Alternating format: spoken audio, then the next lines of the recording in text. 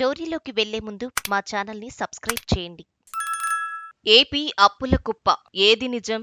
AP అప్పుల కుప్పగా మారిందని, దీనిని సరిచేసేందుకు కొన్ని దశాబ్దాల కాలం పడుతుందని ప్రస్తుత సీఎం చంద్రబాబు చెప్పారు. తాజాగా అసెంబ్లీలో ఆర్థిక పరిస్థితిపై శ్వేతపత్రం విడుదల చేసిన చంద్రబాబు రాష్ట్రంలో ఉన్న అప్పులను వివరించారు. ప్రస్తుతం రాష్ట్రంలో 9.74 లక్షల కోట్ల అప్పు ఉందన్నారు. దీనిని సరిదిద్ది రాష్ట్రాన్ని అభివృద్ధి దశగా నడిపించాల్సి ఉందన్నారు. అయితే ఎన్నికలకు ముందు 14 లక్షల కోట్ల రూపాయల వరకు అప్పులు ఉన్నాయని చంద్రబాబు సహా కూటమి పార్టీలు చెప్పాయి. కానీ ఇప్పుడు అదే తప్పును 5 లక్షల కోట్లకు తగ్గించి 9.74 లక్షల కోట్లుగా చూపించారు. మరోవైపు తమ హయాంలో వాస్తవ అప్పు 5.18 లక్షల కోట్లేనని, ఇతర కార్పొరేషన్లు మిగిలిన సంస్థల నుంచి తీసుకున్న అప్పులు కలిపితే 7.14 లక్షల కోట్లకు మించదని వైసీపీ అధినేత మాజీ సీఎం జగన్ చెప్పుకొచ్చారు. ఒకవైపు ఆర్థిక శాఖపై అసెంబ్లీలో శ్వేతపత్రం విడుదల చేస్తున్న సమయంలోనే ఆయన మీడియా ప్రతినిధులతో మీటింగ్ పెట్టి వివరాలు వెల్లడించారు. ఇలా చూసుకున్నా 1.40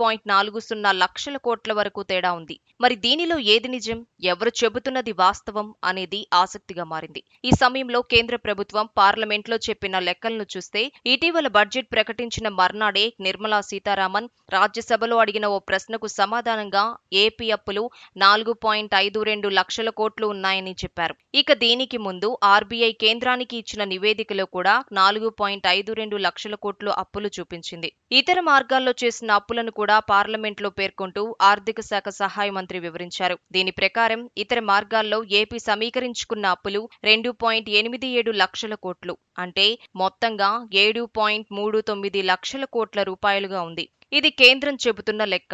సో ఎలా చూసుకున్నా కొంత తేడా అయితే కనిపిస్తోంది. దీనిలో రాష్ట్ర ప్రభుత్వం చెబుతున్న లెక్క 9.74 లక్షల కోట్లు నిజమనుకోవాలా? జగన్ చెబుతున్న 7.14 లక్షల కోట్లు వాస్తవమని భావించాలా? లేక కేంద్రం చెబుతున్న 7.39 లక్షల కోట్లు నిజమనుకోవాలా? ఏదేమైనా అప్పులపై ఇంకా క్లారిటీ రాలేదనే చెప్పాలి.